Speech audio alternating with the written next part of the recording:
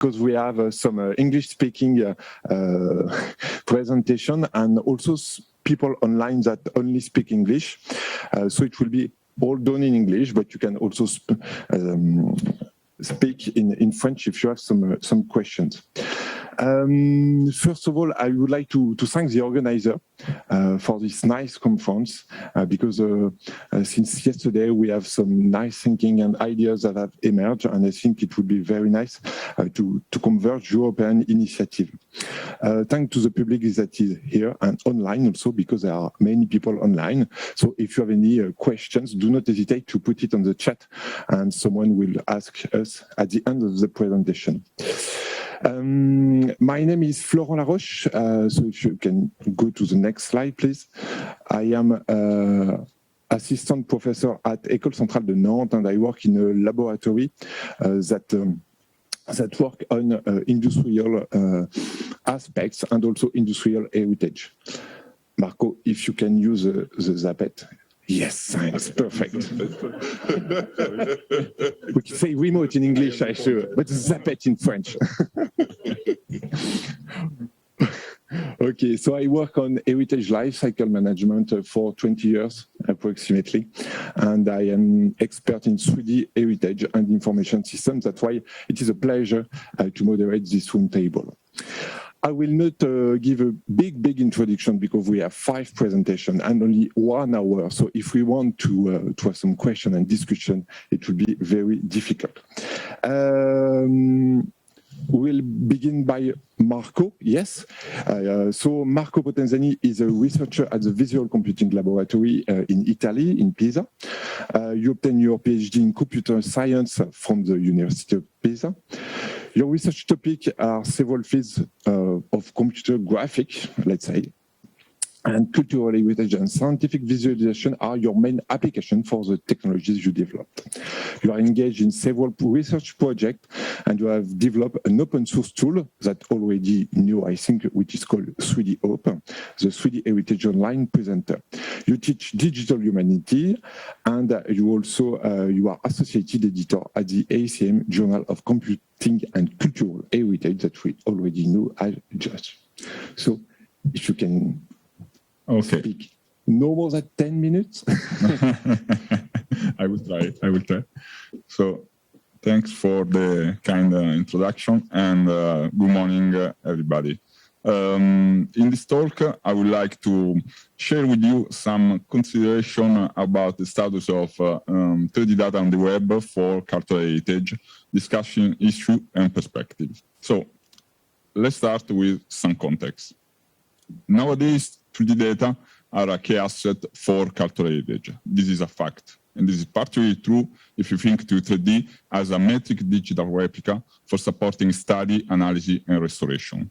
But it's also true if we think to 3D as an important resource for learning, dissemination, and promotion.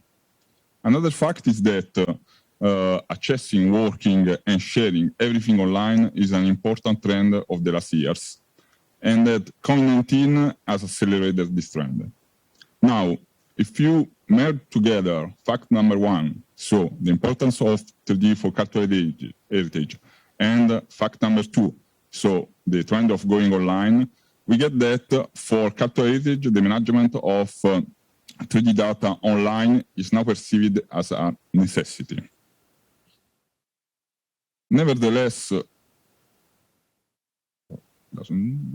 this one, okay, sorry.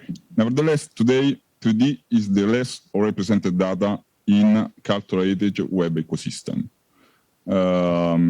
Here you have a graph that shows you the result of a recent survey investigating online digital offer of the GLAM sector. The results are quite impressive and confirm that despite all the advancement in the last 20 years, it's still difficult to jump from local storage to web management of complex 3D. As usual, the causes of that are multiple. First of all, we have technical limiting factors.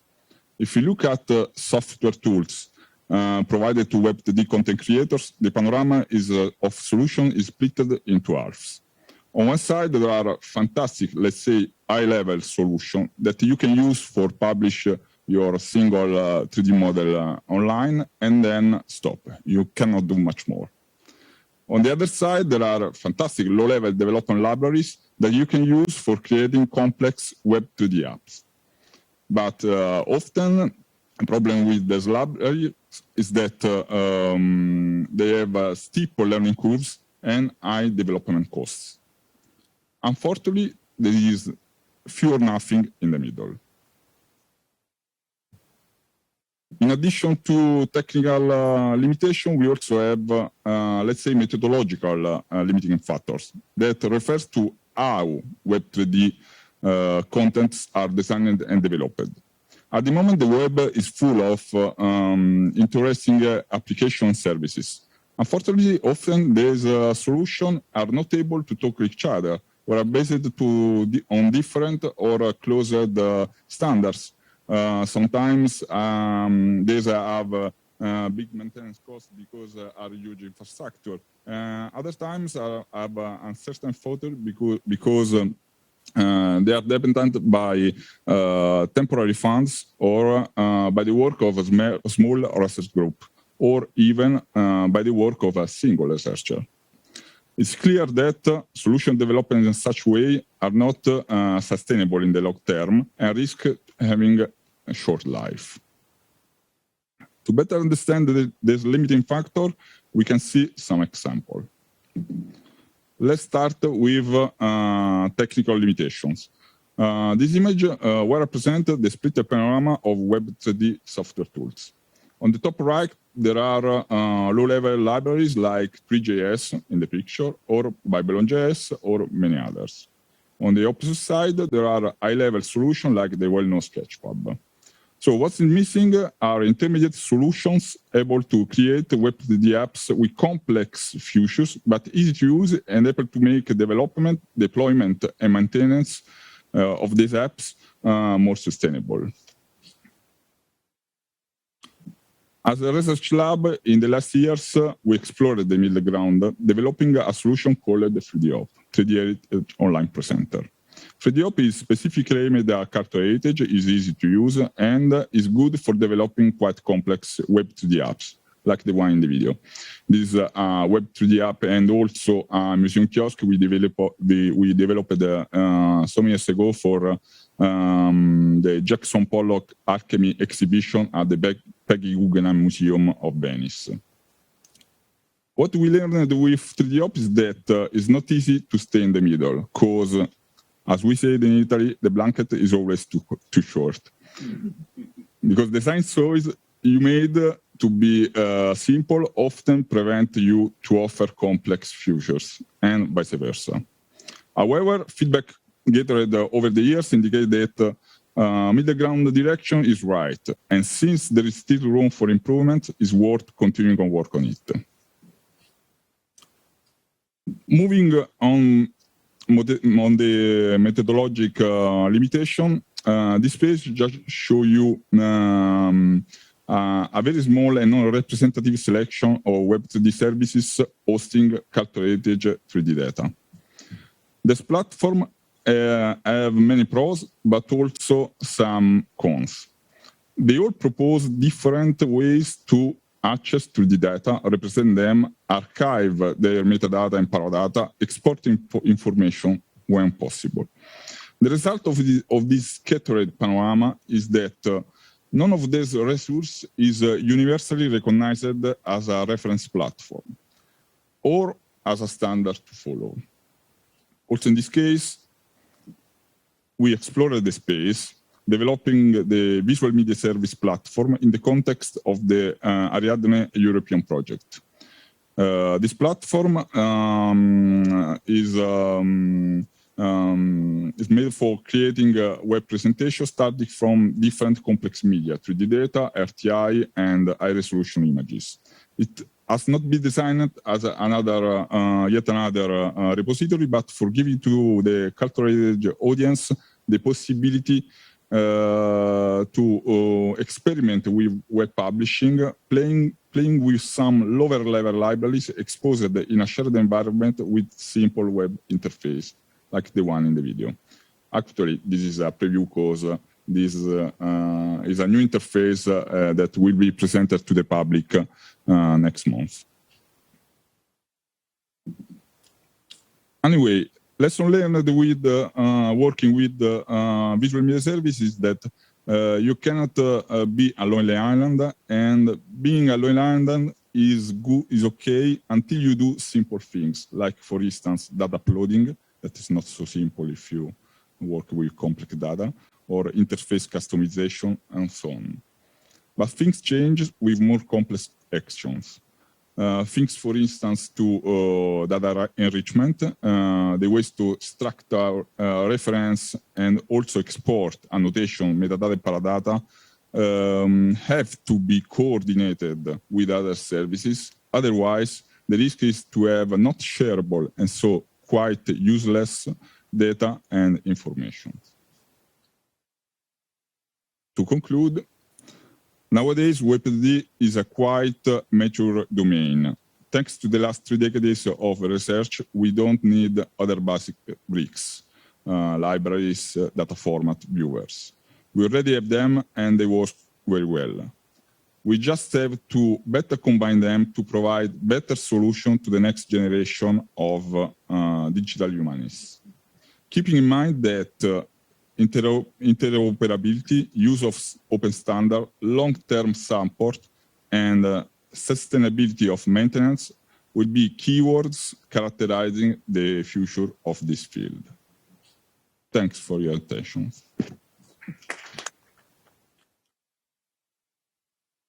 Thanks a lot, Marco, for your presentation, and to take 9 minutes, so thank you a lot. We will have time for questions. I will give the floor to Adeline. I think Adeline Manuel is online with us in direct from Marseille in France. If you can, we can join Adeline to speak with her. Adeline, yes. You are here? Yes, I'm here. Yeah. Okay, thank you, Adeline, to be with us.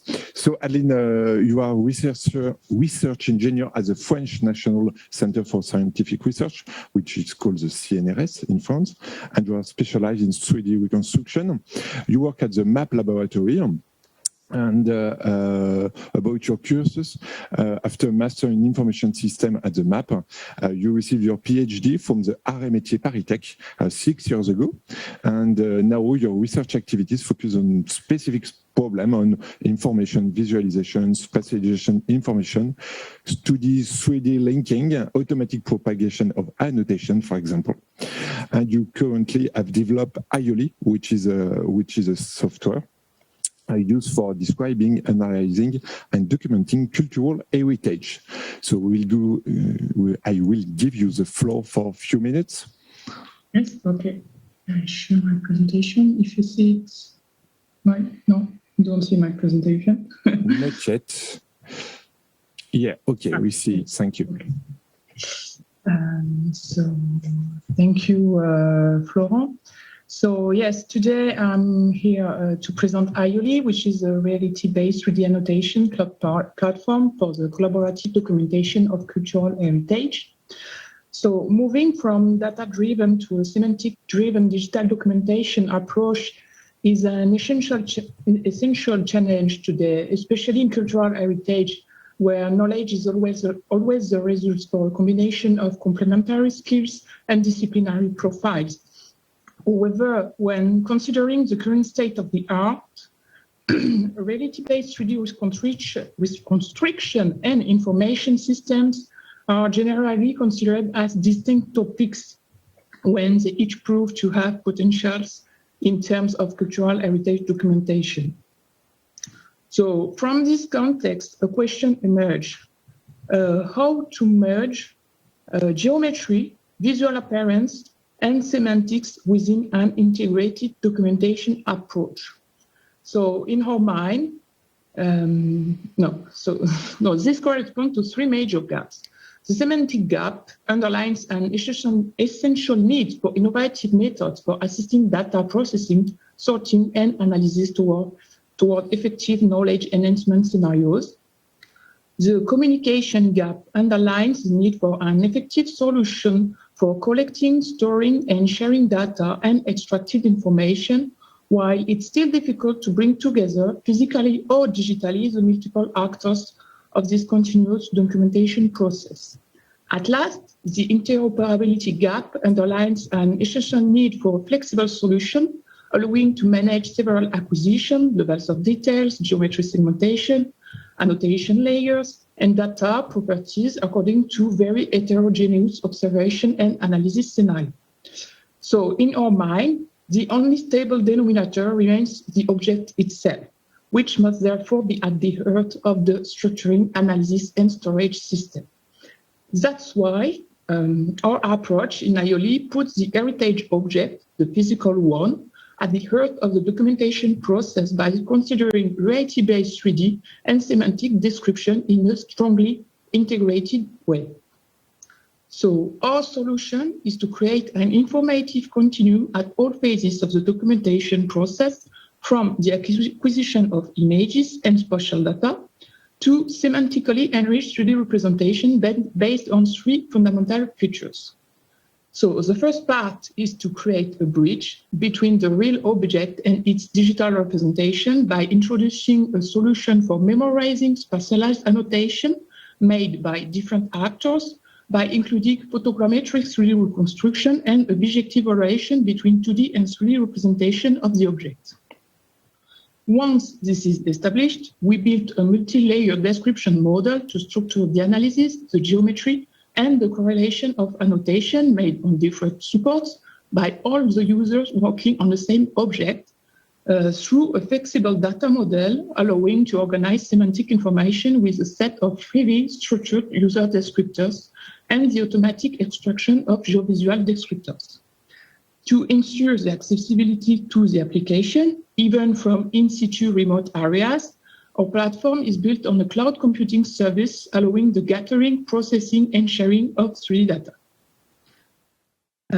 So from our first prototype of the application, we opened a beta testing campaign that gave us a chance to have real-world issues and having users coming from a lot of different usage. So during this program, a wide range of heritage artifacts belonging to different scales have been used for experimenting the implemented feature. So from a very large scale, we had archaeological site acquired by drone. From a middle scale, we have buildings. And from a small scale, we have sculptures or small archaeological material like wolf's bones you see on this image. Different application domains were also represented. The conservation restoration of built heritage with, on this example, the mapping of biological colonization on a church wall. In archaeology, we had stratigraphic studies on a building, or the morphological analysis of fragments. So on this example, performed on a theater mask. So on this specific example, IOLI was used in the case of a painting restoration from before the restoration and during the restoration. Techniques used, composition, the alteration, or the comparative imagery has been documented in IOLI. So it was the first very complete project that has been conducted in IOLI, and it has been done with the CRP in Marseille, where the painting was restored. Last but not least, the complete diagnosis of the outside of the Cathedral of Notre Dame after the fire has been transferred in IOLI. As it is a huge project, the cathedral has been divided in different projects, and each part has been documented according to report of experts. So we are now working to do the same thing on the inside of the cathedral. For this specific project, we also develop a specific viewer for sharing all the documentation made on IOLI through a web application that can be easily shared inside the work group of the documentation of the Notre Dame. So now a bit about our perspectives. We carry out experience experiment that seems promising concerning multitemporal monitoring, which make it possible to compare the evolution of the object over time. And theoretically, all images compatible with the photogrammetry pipeline can be used in IOLI and become annotation support. That's why we are now interested in the integration of images from different kinds of sensors like ultraviolet, infrared, RTI, and so on. So the last point is about the multidimensional correlation, where the spatial overlapping of annotation would allow the generation of 100 relationships in a spontaneous way. So if you are interested in the project and want more information, you can go on the website on www.ioli.cloud, and you can also send email if you want contacts. And so thank you for your attention.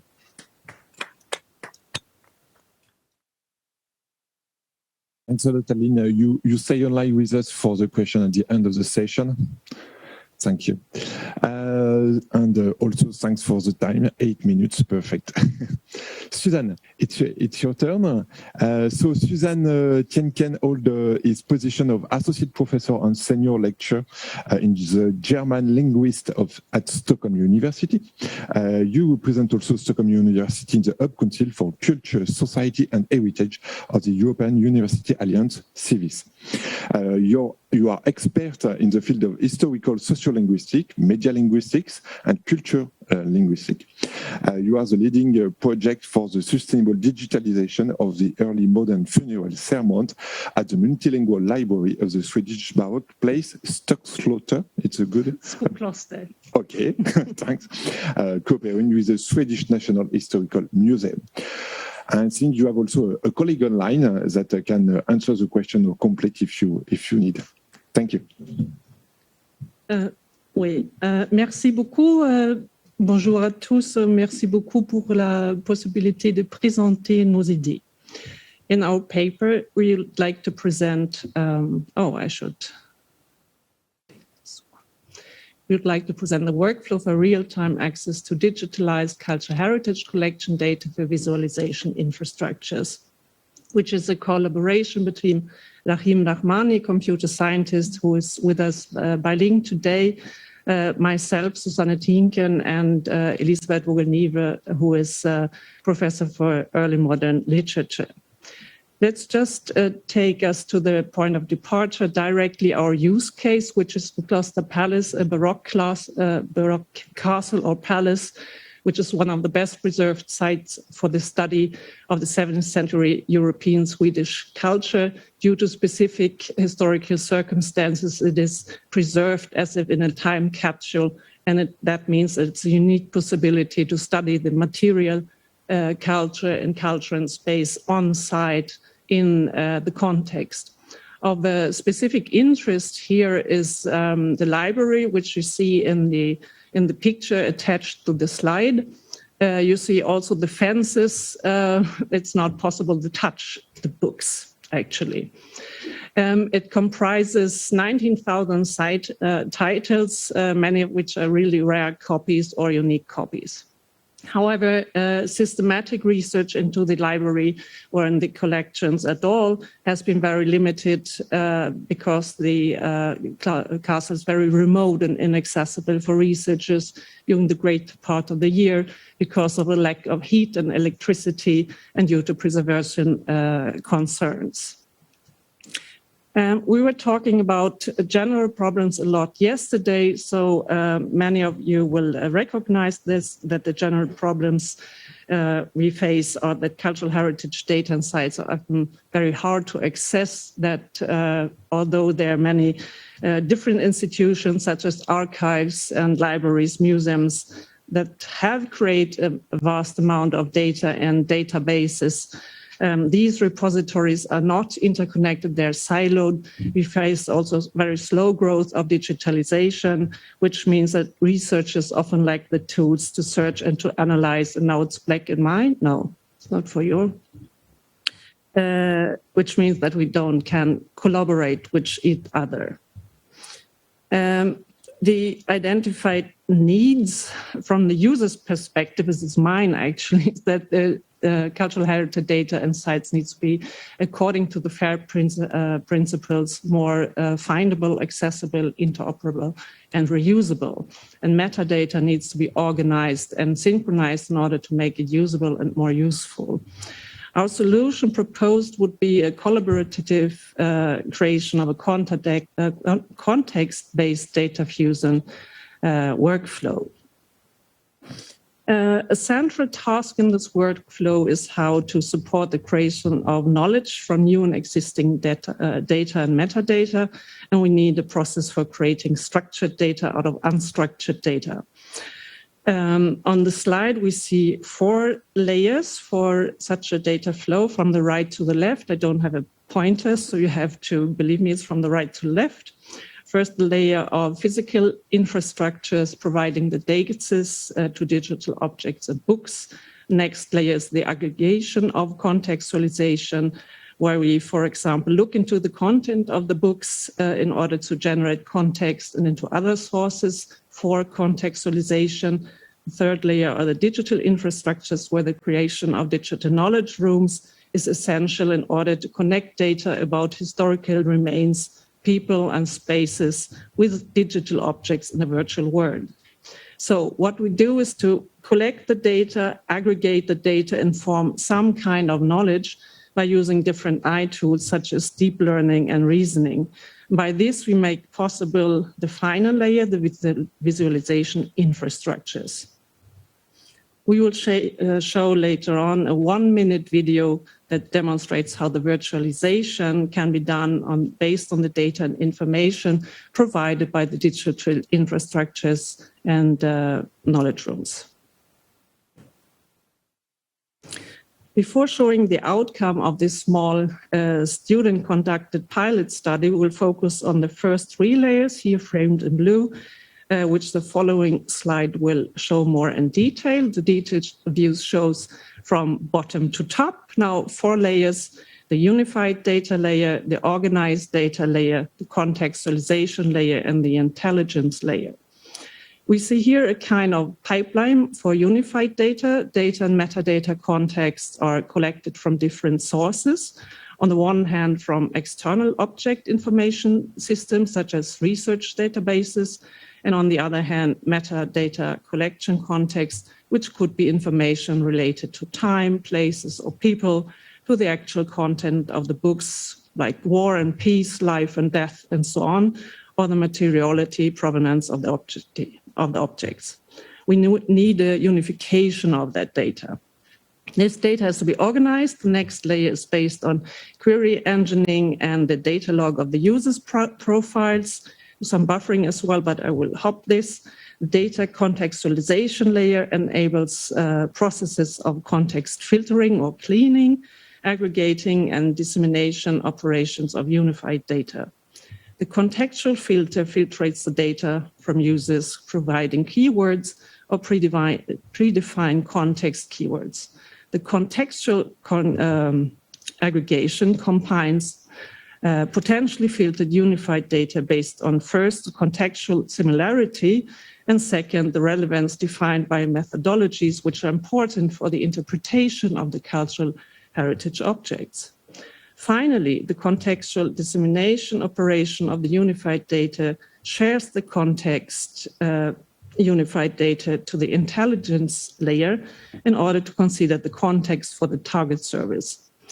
By creating digital infrastructures for visual representation of data and exploring it across the outlined levels, users can pursue various information activities which will be predefined by an interface interaction design which supports object search, vertical immersion, or abstraction and accessing the object details. I will now show you a pilot study from the virtualization. Should be a film starting right now. You can see here the interiors that have been made by students. As you can there's no sound bite, just don't matter. You can see the interiors. You will be able to have some interactions, which allow the interactions with objects in the scene, and this will have an immersive experience. These are the books we're interested in. This is actually a guidebook from the Villa Benedetta in Rome. The Villa Benedetta in Rome is has been built by Plautilla Bricci. We have here another room where we maybe can see how we could collaborate with other researchers on site. As we're not data scientists, it should be very easy to navigate in the interiors. As you can see, and here's our guidebook again, because as you can see, there are sentences on the wall, and this is my point of origin here. And these sentences on the wall in a Swedish castle derive from this guidebook from the Italian villa. So, and you can still see the marks of the former owner of the castle in this book. So here you've got really this European Swedish cultural heritage, which was my point of view with this. Okay, should stop by now. Thank you. The outcome of this would be a real-time access to digitalized cultural heritage collection data for visualization infrastructures, where the creation of meta-learning framework and the analysis and design of a reference architecture for cultural heritage digitalization is of essential importance. Our conclusion would be that this collaborative curation of a context-based data fusion workflow would bridge the relative isolation of cultural data associated tools, institutional cultural practices. It will facilitate the remote access to cultural heritage sites. It will enable, hopefully, the collaboration and connection of scholars, professionals, and the general public, promote thus social inclusion, and ensure the quality of experiences. Merci beaucoup. Thanks a lot, Susan, for this slide presentation, because you take the point of view of the documents, first of all, and not only 3D aspects. So we'll have now another presentation from Sorin Hermond that you already spoke yesterday morning. I don't need to speak today. you can speak, but I don't know if I have to present you again, but some few words to say that you are associate professor at the Cyprius Institute. You coordinate the Master of Science and Digital Cultural Heritage program, and you teach at the Institute the PhD program of Science and Technology in Cultural Heritage. You focus on 3D scientific visualization, large-scale data infrastructure in archaeology and cultural heritage. You lead the DG Lab working group in IRIS, the European Infrastructure on Heritage Science, and you have also participated in numerous European project initiatives like 4CH, Hyperion, Adnian Plus, etc. I give you the floor. Thank you. It's always good to know what I do from others.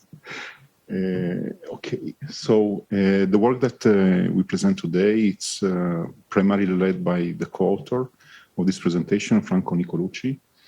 It is done, this particular work is done within the framework of the 4CH project mentioned, but it is an ongoing research since several years, focusing on how to describe data in such a way that is useful for many people, many disciplines, many users, because we believe that at the backbone of any development, any infrastructure, any kind of research, we have to put the data at first hand. So I will not go to these slides because I have shown them also yesterday and the importance of having data.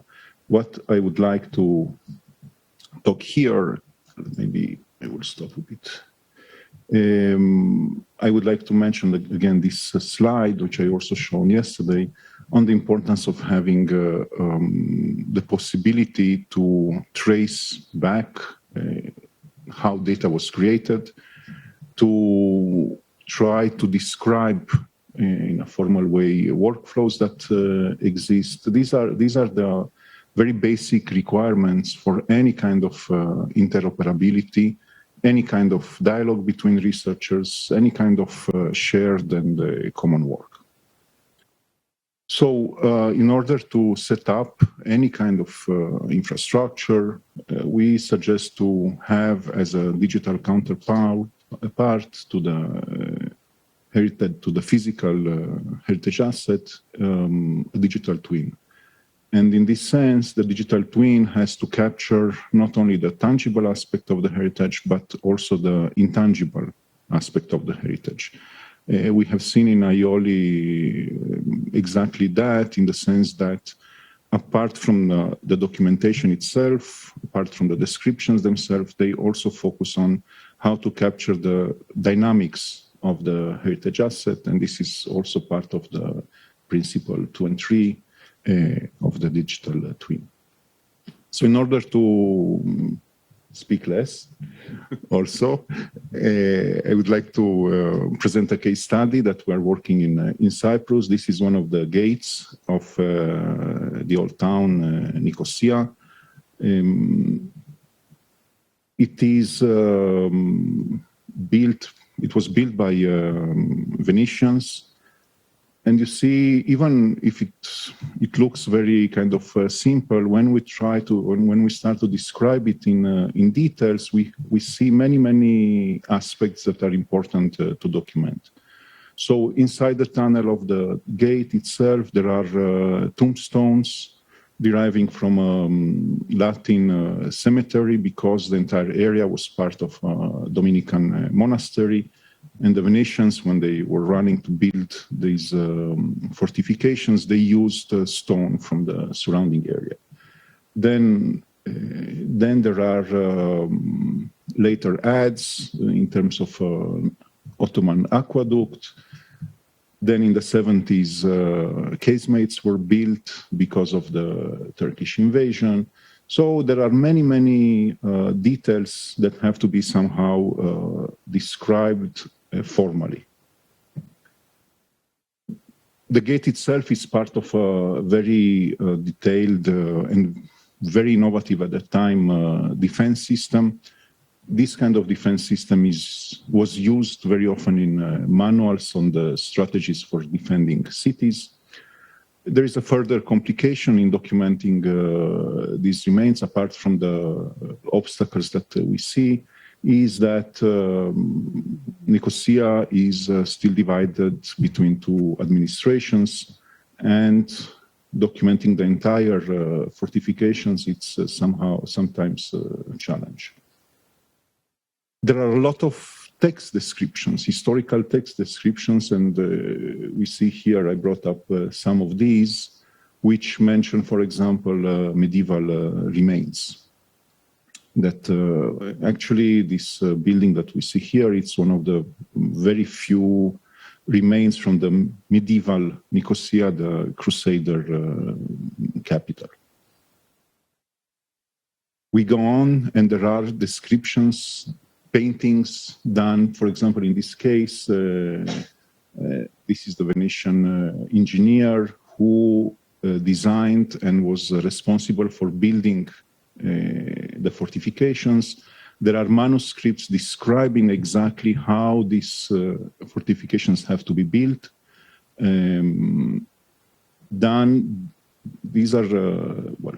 These are copy photos of the originals letters wrote by Savorgnan.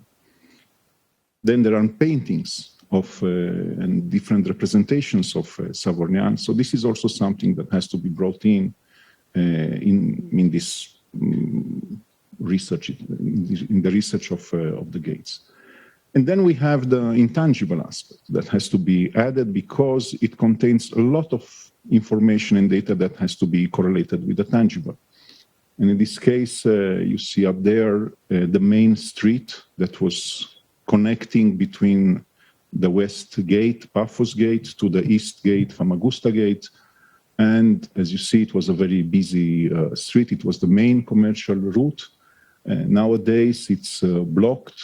It's we entered here. You see here our team entering to document the street, but with UN escorting us. And actually, at a certain point, we had to run away. So this is also an integral part of the documentation. So how do we do that? I presented this scheme also yesterday. We suggest to have a digital twin and semantic representation of this digital twin. And you see here its main components and relationship between concepts. This ontological model is based on CDOC-CRM. And then we have the ontology of the twin itself. There is a paper that we published, so there is no need now to look at it in too many details, but I just wanted to bring it up here to show that it exists, and please look at it if you're interested in this subject. Then how it is actually represented, I brought up here some description of the Paphos gate, the tangible component, but also the intangible component throughout the time. And in this way, we are able to use a kind of, let's say, universal language. We don't depend on translations. We don't depend on metadata that is structured in a standard way, because we're using an ontological model.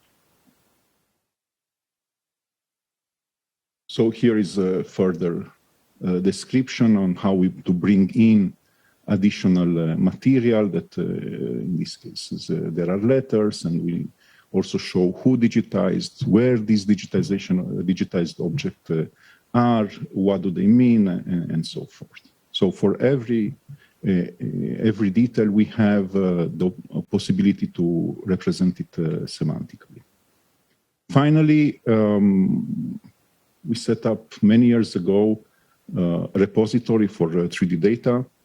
It's still functioning and it's still updating. We have a very broad metadata description of both the digital resource, the digital asset, and you see here how we can query it, bring up a 3D model, look at them, and so forth.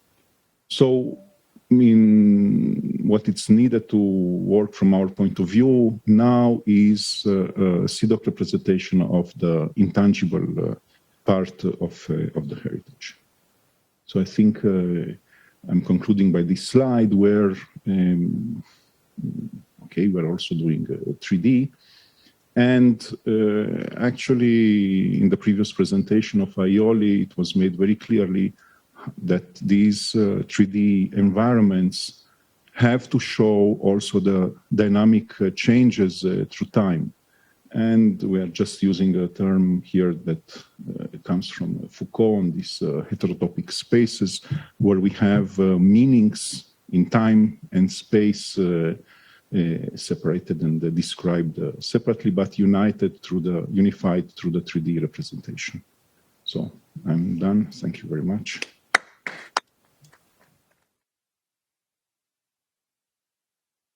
Thanks a lot for your presentation. That complete yesterday morning, sure. Let's give the floor to Vincent Détal. You are doctor in science and analytical strategy and research engineer at the C2RMF and in charge of the laser laboratory. You are a physical chemist specialized in spectroscopy and instrumental development.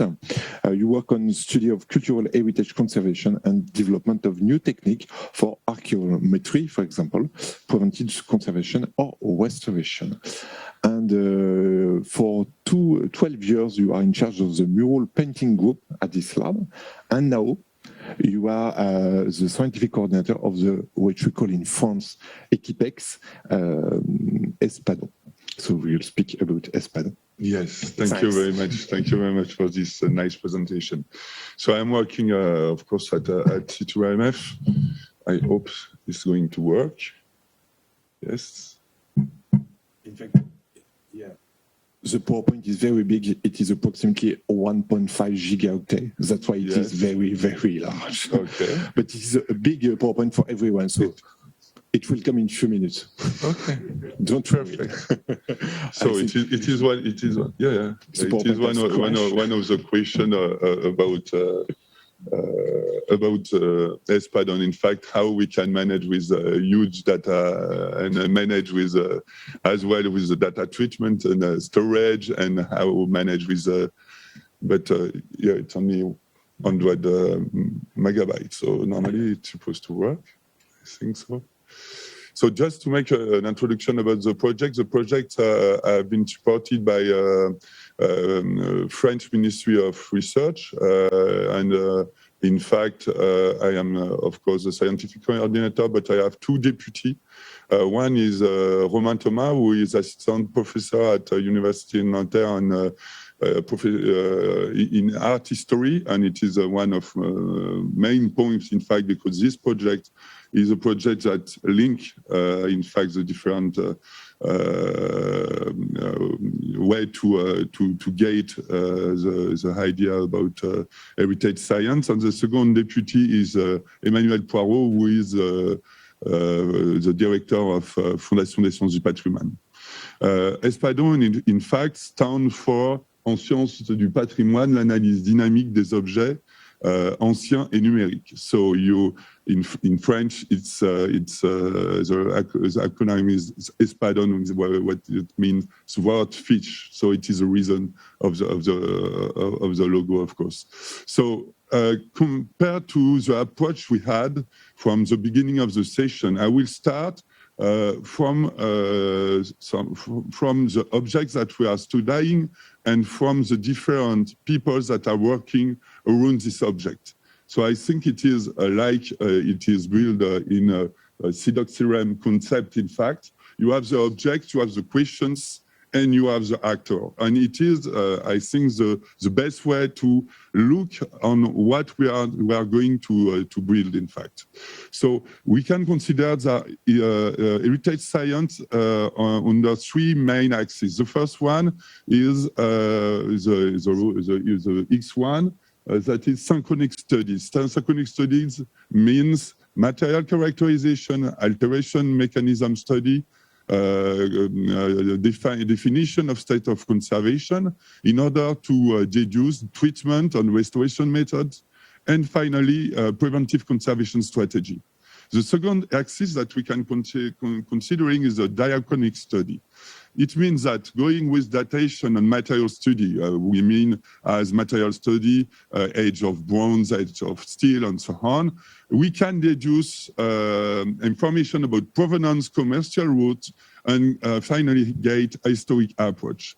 And because we are working in and we are evolving in a 3D world, there is a third axis that is built around information management and mediation. And in this axis, you can consider database creation, 3D model development, management of archive, of conservation of information, and then creating mediation, museography, and dissemination. And around all these different axis, you have all the actors, all the players of this game of heritage science. And it is the science that we are going to create, in fact, and it is the things that we have to have in mind, all people that are working around this. So, of course, you have conservation scientists, you have conservator, you have archivists, lawyer, cultural heritage, you're a lawyer, data scientist, historian, anthropologist, philosophist, or ethnologue. You can have art historian, curator, architect, archaeologist, physicist, and chemist. So all this world, finally, is heritage science, okay? And it is the new science that we have to focus on. And what we have to think all together is to create a new media for the future that can be used by all the players of this new science. Okay, so who is Espadon? Espadon, in fact, is built around first 13 institutions that are mandatory inside the project, but based on many units, about more than 30 partners. And you can see here, one part is specialist of experimental science, one part is specialist of digital development, and the third part is specialist of social science and humanities. Okay, so they represent all the space that I did on the landscape that I described before. Okay, and what is the strategic objective of the projects? First, we want to address one instrumental issue. We are now coming and going from localized analysis, and everybody from the past are going to sample pieces of an object in order to analyze it. But now we can develop 2D and 3D analytical tools, and we have to ensure, we have to develop this instrumentation, and we have to ensure spatialization. And we have to ensure multidimensional, multi-scale, and multi-temporal in order to be able, at the end, to ensure multimodal approach. That means that we merge the different information in order to treat this information and extract new data and new information that are not visible if we are considering each approach by himself. So it means that we have to respond to, the demonstration was just before, the challenge of massive data management. What does that mean in terms of data treatment, data processing, data storage, and data exchange? And of course, it's not immediate challenge, and it is something we have to think in the same time we are developing these tools. And the idea is to ensure the digital transition in order, and for that, federating and training the scientific and professional communities. In France, here for ESPADON, but ESPADON is linked directly to Digilab and to the European initiative. And it is the same processes, and we have to serve, in fact, in accordance with the European community, this dimension. And in order to first integrating new practice and best practices, of course, FAIR principle, everybody is now aware about what is this principle or are this principle. And the idea is finally at the end to be able to enrich the possibility to access to artwork, okay? So it means that we will have access for researcher in order to ensure the capability to ensure data mining, for example, and there is many domains that already do that. You cite medicine, and it is a typical story. So it's easier with medicine because all the body are the same. In the case of cultural heritage, of course, all of the objects are different, but it is one point that we have to take in consideration, and that will change the things. And of course, development of socioeconomic world and ensure the dissemination to civil society and to public actors, and to be proactive in the future areas and in the development of the Digilab. So if we look to what we are going to do, it's to try to develop augmented heritage object based on some tools that have been already developed from the team of Livio De Luca with Aioli and so on, but with the idea to gauge the possibility for all the people in the field that are creating data and knowledge to have a space to put their information. Even they are inside institution, inside university, inside research center, or working in private way, like conservator, for example. And it is something we have to take into account. We have to merge all this information. So if we start here, from the museum, the site, the collection, the objects, okay? It is a patrimonialized object. So it means that there is a lot of archive, documentation, and database around it, because we know this one, and it is recognized at the French national level, on a European level, or international level, as finally patrimonialized things. So we have, in fact, the capability to surround this object and to have the definition of this heritage object. It is the object with this information that have been collected everywhere. And then if you want to finally question this object to ensure a new study, you have to ensure collection and evaluation of information, evaluate the gaps or the lake, and then define a study and analyze the protocol and define finally the data management plan. And then you can get new information in terms of art history, histories. You can have information about structural, elemental, molecular, isotopic information, shape, material phenomena, behavior, place in the world of humanities and so on, at different scale, multidimensional or multitemporal. And this aspect of multitemporal things is very important. It is in this project we evolved from 1 year from now, and we create a new work package, for example, dedicated to climate, in order to have in continuous information that we can get as well from satellite to specific temperature and hygrometric tools that can be inside attached to the object. And it is something we try to merge and to finally ensure in the same way than the other information that we can get. And if we are able to finally offer a digital service platform, ensuring 3D spatialization, semantization, and interoperability, we will be able to ensure comparison, classification, and automatic learning, and having this augmented heritage object. And what does that mean? That means that we can then share it with the scientific community, with cultural heritage professionals, and with the general public, and develop new economic field. Okay? I have still time. So how is managed? If you can conclude, yeah. Nice. Okay. So the project is based on different and several work packages. So one is development of new instrumentation. One is focus on social science and humanities. One on climate change, and one on data digital development, and of course formation and training.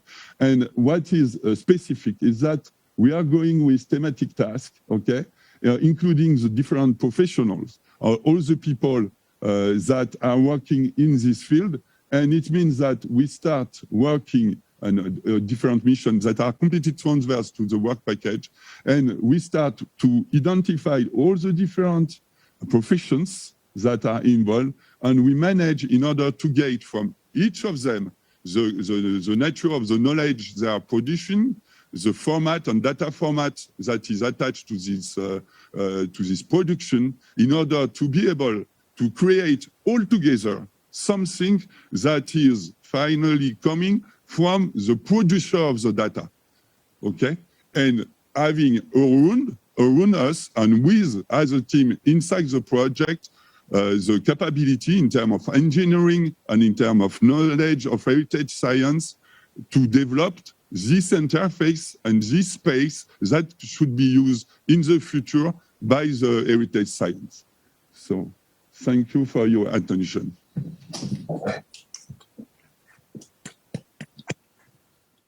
Thanks a lot. I think we can have some few questions. We have some brilliant presentation. Adeline, are you also with us? I hope so. You are online. We have also Taoma Arim, which is your colleague. Yeah, Taoma is also online, I think so. So if you have some technical question, he can answer. Thank you to be with us. We have some nice presentation about 3D representation for public experts. We speak a little bit of, let's say, information system also. So we can make a link between all those aspects. Are there some questions online first, before taking questions inside the room? I think there was one question. If you can take the microphone, please. So we have one question from the chat, which is about the emotional aspect that we can feel when we touch and we are in presence of a physical heritage object. How do you translate that into the systems you've mentioned. So I think it was a question for Susan and also for the digital twin. I think this is one of the greatest challenges because I mean, as a linguist and a historically social linguist, I love being in the archive and touching the paper and smelling it. And it's really, really hard to transform.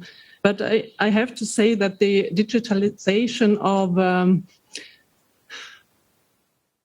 of all the works and which has been done. Maybe it could be also the link to younger generation who's not so acquainted with the archive practices, because it was amazing when we had this data scientist students for the first time. We took them to Skokloster and they were totally overwhelmed. So it was a cultural clash. So I mean, they wouldn't miss my nostalgic paper smell of the whole, but it will be possible to have the transmission of cultural heritage to the next generation by doing this in this perfect 3D environments, I guess. Maybe it's a pity to lose it, but I think it's not an issue that would widen the community and the users for, Thank you, Susan. Yes, about the digital twin, I think it's a good question. How can we put it inside? I'm not sure that we have to put it inside, because the digital twin primarily is aimed to gather and collect and put together in a coherent way information, which only can stimulate people to see the physical thing. In some cases, the digital twin is particularly important when the physical thing does not exist anymore. And then it's something else. But emotions are something very personal, and it's very difficult to share emotions. And therefore, they have to be left to the physical world, in my opinion. The digital, it's something else. Maybe I could add something else because I'm missing and you didn't have the linguists and not the music theorists or in your overview of people working with the scientists working with these things. And my point was of diving into the context of the books, because they're telling us what cultural artifacts meant to people. And it was telling about war and peace or life and death. And this is moving and touching even still today, and telling us that people were not so different then. Maybe this would be the link to a digital twin, because yesterday we heard, I think Livio told us as well, that it has to do about the contextualization and the practices. You have to put the objects in practice to understand cultural heritage. It has no special value. It has a value to just show an object, but it's not a digital twin in the meaning it's not a digital copy. It's more than that. It's a narrative around. Sure. Are there some questions or remarks in the room? No? You want a coffee break? Oh, yes, question, please. Wait for the microphone. Thanks. So I'm co-author of this story of this stupid idea of the digital twin. And I want to make just a small comment. We are not aiming at creating a cultural metaverse. There is a big risk. We are aiming at creating a cultural hyperspace. If you are passionate with science fiction, you will understand the difference between these two concepts. Thanks for your remark. It was one of my questions. Do we need, in fact, to merge all the initiatives on technology, methodology? Because everyone here are doing some research in this domain, obviously. And do we need something common? I don't know. It's a question. Yes, sure. I think that we are exactly here now. It's the development of this digital initiative of cultural heritage initiative and so on is the fruit of many, many projects and European projects for a very long time in the different specialities. And in fact, we have to reverse now the three. And we have all these different branch, and we have to focus and to merge the things. And it is one of the main difficult things because, of course, it means that we have to take into account all the different capabilities. It's not a question to remove something, it's a question to evaluate the most efficient development that have been done to keep this information and to keep this experience, and then to build the new step, taking into account these different aspects. And it is our responsibility to be able first to exchange properly, to get vocabulary, and we are all speaking about semantic, about ontology, and so on. But in fact, first things we have to do is to have this discussion and real exchange to identify the specialties by specialties what are the best tools, and then to build the new perspective with the more useful and the more efficient that have been developed from the different projects. And we are at this point right now, and it is very exciting, in fact, because we have the maturity to do that.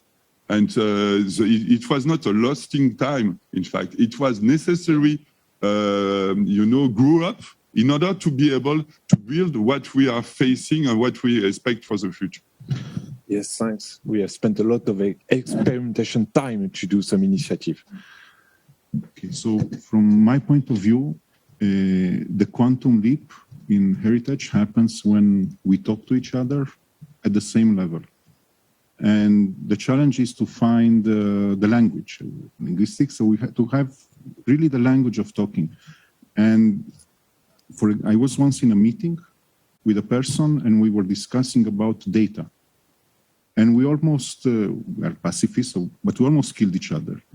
And after 1 hour and a half, we realized that we meant totally different things when we were talking about data. And then, okay, let's have a coffee, relax, and then we started all over.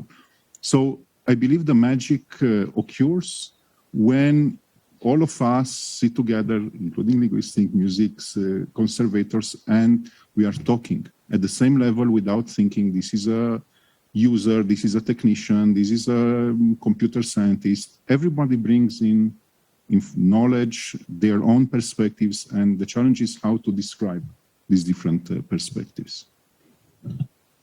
Marco, just to add a couple of words on what Mr. Detal said.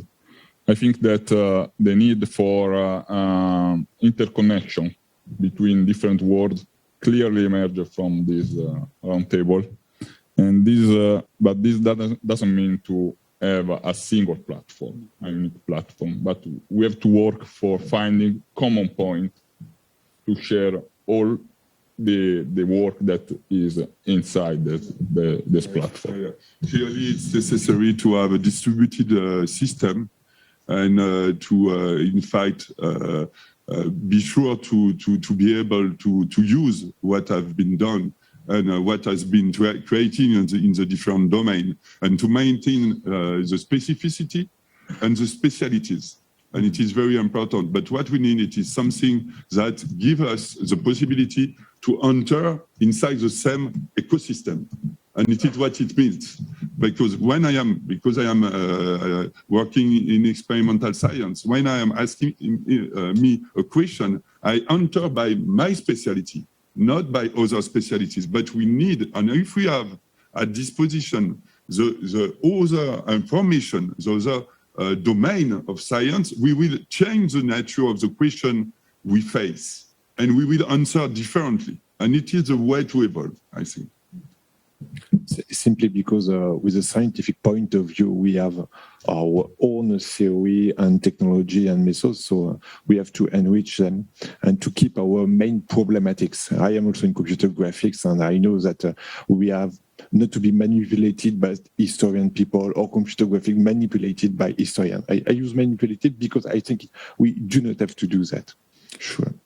I think if there is no question, it's time to break, because in 25 minutes we have the amphitheater and we have to go downstairs, I don't know, 20 or 25 level. So thank you very much for being here.